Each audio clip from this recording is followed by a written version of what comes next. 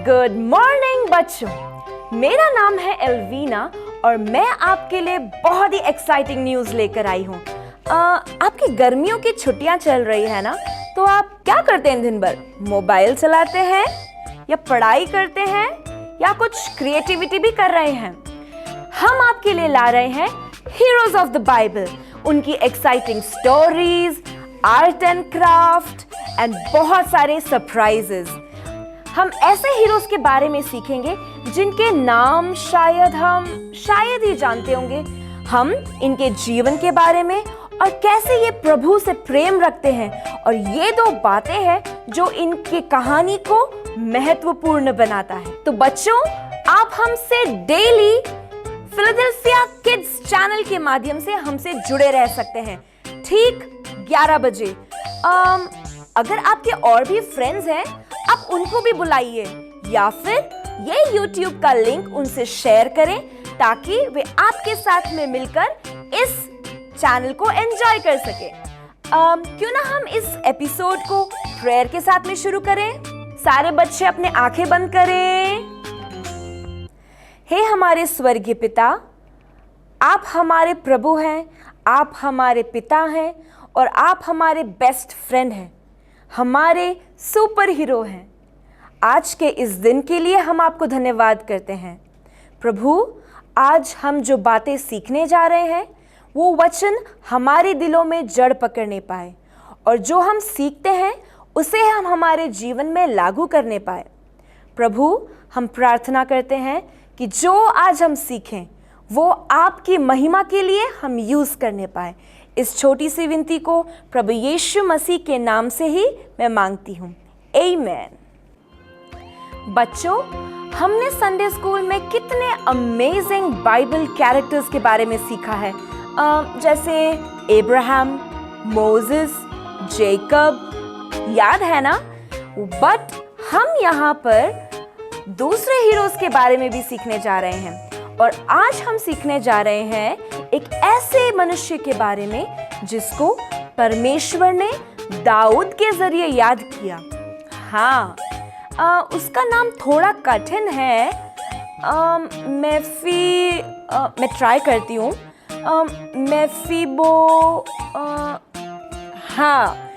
मेफीबोशेत।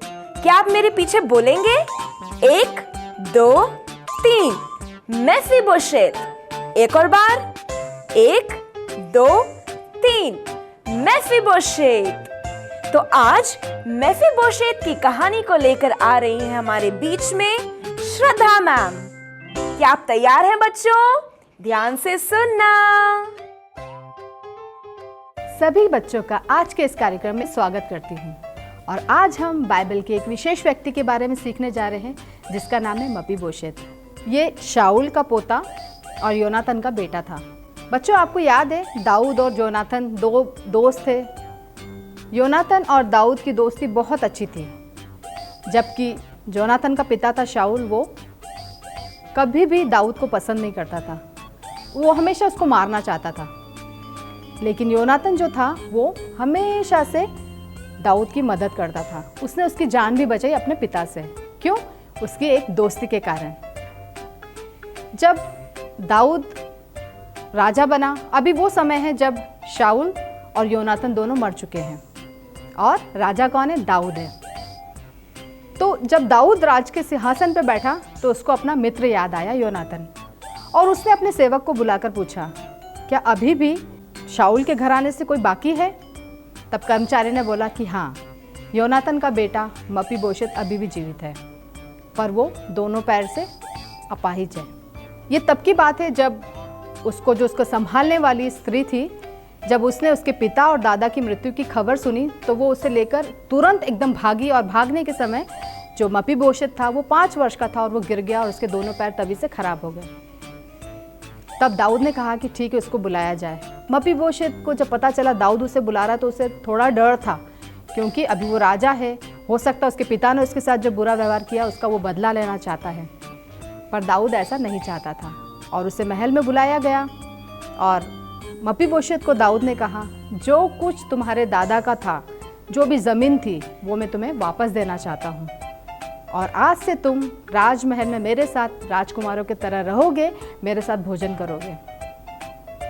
बच्चों, आपके समुदाय में भी आसपास में आप ऐसे लोगों को देखते होंगे जिनकी शारीरिक निर्बलता के साथ में वो जीते हैं। आप उनके लिए क्या कर सकते हैं? आपको पता है दाऊद ये क्यों कर पाया?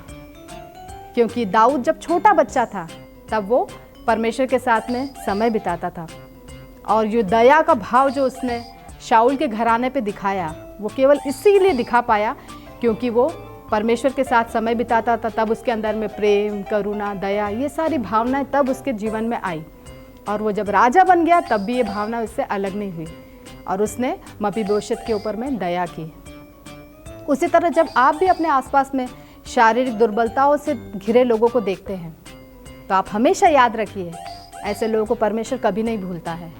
परमेश्वर ने दाऊद को वो चीज़ को याद रखने के लिए मदद किया, क्योंकि दाऊद और जोनाथन जब अलग हो रहे थे तो तब दाऊद ने उसको आखिरी बार में यही कहा था कि तेरे और मेरे वंश के बीच में, तेरे और मेरे बीच में हमेशा यहोवा रहेगा। और जिस दोस्ती के बीच में परमेश्वर रहते हैं वो दोस्ती हमेशा एक अच्छी दोस्ती होती है। आपके जीवन में भी अगर ऐसे कोई लोग आते हैं जिनको आपकी ज़रूरत है, वो शारीरिक रूप से अगर असमर्थ है करने में, तो आप उनकी मदद कीजिए, क्योंकि आपका परमेश्वर उनका भी परमेश्वर है, वो भी समाज का एक हिस्सा है। आप ही की तरह उनको भी जीने का अधिकार है। तो आप ऐसे लोगों की ज़रूर मदद कीजिए और परमेश्वर से आशीष पाइए। जब भी आप ऐसे लोगों को देखते हैं तो मपीबोशेत की कहानी को याद करिए और उनकी मदद कीजिए। प्रभु आप सबों को बहुत से आशीष दे। आमीन। तो बच्चों, आपको कहानी कैसी लगी? आपने कुछ सीखा? यस। क्या सीखा? कि कैसे परमेश्वर ने मेफीबोशेत के जीवन में दाऊद के जरिए उसको याद किया और उस पर दया दिखाई। सब लोग उसको भूल जरूर गए थे, लेकिन परमेश्वर उसको कभी नहीं भूला। परमेश्वर ने दाऊद के जरिए उस पर अपना प्रकाश चमकाया और उसका जीवन जो खो गया था वहां से उसको लाकर दाऊद के महल में उसे एक नई जिंदगी दी। तो बच्चों, आज मेफीबोशेत आपसे कहना चाहता है कि अगर आप अकेले हैं, दुखी हैं, लाचार हैं, तो प्रभु परमेश्वर अपने दासों के द्वारा आपकी मदद करेगा और आप पर दया दिखाएगा। हम यह भी सीखते हैं कि जब हम किसी दुखी को देखते हैं, किसी लाचार को देखते हैं, अंधों को, लंगड़े व्यक्तियों को, हमें उन पर भी अपनी दया दिखानी है और परमेश्वर के प्रेम को उन पर दिखाना है। तो बच्चों, आज के मेमोरी वर्स के लिए एफिसियों 4:32, एफिशियंस 4:32, और वो हमें क्या सिखाता है? कि हमें दयालु और कृपालु और करुणामय बनना है। ओके, तो वर्स आप याद कीजिएगा। तो आए हम प्रेयर करें। हे हमारे स्वर्गीय पिता, हम आपका धन्यवाद करते हैं कि आपने हमको ये वचन सिखाया, मेफीबोशेत के बारे में सिखाया कि कैसे आपने मेफीबोशेत के ऊपर दया किया और दाऊद के ज़रिए उसके जीवन पर प्रकाश चमकाया। हम आपसे विनती करते हैं कि आप हमारे जीवन में कार्य करें और हमें भी सिखाएं कि कैसे हम उन दुखी लोगों के लिए, उन लाचार लोगों के लिए हम प्रार्थना कर सकें और उनके ऊपर दया दिखाएं, आपका प्रेम उनके ऊपर हम प्रकट कर सकें। हम प्रार्थना करते हैं कि प्रभु आप हमें आपके राज्य के लिए आप हमें इस्तेमाल कीजिए, ताकि मेफीबोशेत जैसे और भी कई लोगों को हम मदद का कारण बन सकें। आपने हमें इस वचन को सिखाया, इसलिए हम आपका धन्यवाद करते हैं। ये वचन हमारे जीवन में इस्तेमाल हो सके और इससे आपको महिमा मिल सके। हम सारी बातों को हम आपके हाथों में हम देते हैं।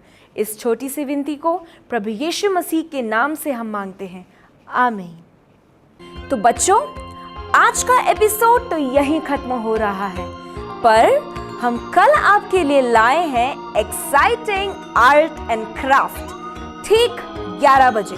लेकिन आपको इस आर्ट एंड क्राफ्ट के लिए कुछ चीज़ें चाहिए होंगी, जैसे pencil, sketch pen, white paper, coloured paper, glue, scissor और स्केल। ओके, एक सेकेंड। हाँ मम्मी, मम्मी, कल के आर्ट एंड क्राफ्ट के लिए प्लीज आप मेरे लिए कुछ चीजें ला देंगे प्लीज। आपने आपकी मम्मी को बोला? यस, तो आप तैयार रहिएगा बच्चों कल के आर्ट एंड क्राफ्ट के लिए। सायोनारा, सायोनारा, इट्स गुड बाय।